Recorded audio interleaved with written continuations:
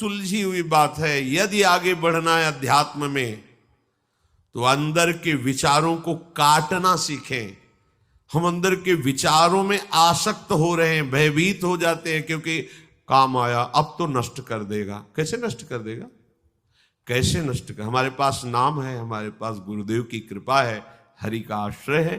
हम मन की इस बात को नहीं मानते हैं।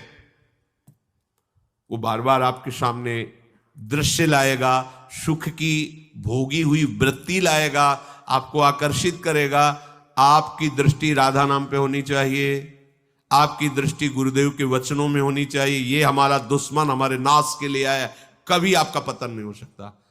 पर जहां स्फुरणा हुई तो आप दुश्मन भाव छोड़ करके मित्र बना लिया और उसी के भाव में विचरने लगे। अब वो आपको नष्ट कर देगा। एक बार मलिन भाव जीत जाता है तो हजारों बार जीतने की उसमें ताकत आ जाती है, और एक बार मलिन भाव को मिटा दोगे तो हजारों बार मिटाने की ताकत आ जाएगी आप में। इसमें प्रारब्ध काम नहीं करता। भाग्य में होगा तो बच जाएंगे, नहीं बचोगे, पहले समझ लो। इसमें प्रारब्ध काम नहीं करता, इसमें विवेक काम करता है, भजन काम करता है।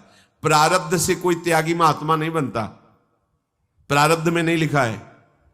ये भजन से त्याग उत्पन्न होता है। विवेक हुआ, विवेक से असत का त्याग और सत में स्थिति। ये जो लोग कहते हैं ना भाग्य होगा तो फिर, अरे भाई हमारे भाग्य में भजन कहां लिखा है? तो किसके भाग्य में भजन लिखा है? भजन भाग्य में नहीं लिखा है। भजन करने के लिए मनुष्य जन्म दिया गया है। अब आप भजन न करो, भोगों को भोगो, ये तुम्हारी बात है। प्रारब्ध से केवल सुख दुख मिलता है, भजन नहीं।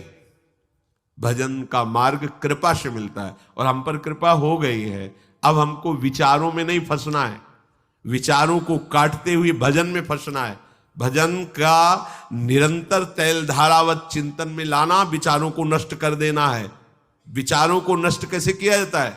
भजन पर दृष्टि रख करके। पर यहां उपासक नए नए बीज बोने लगता है। किसी की निंदा, किसी की स्तुति, किसी में गुण, किसी में दोष, कोई मित्र, कोई शत्रु। अब हम ये बनाने आए कि मिटाने आए?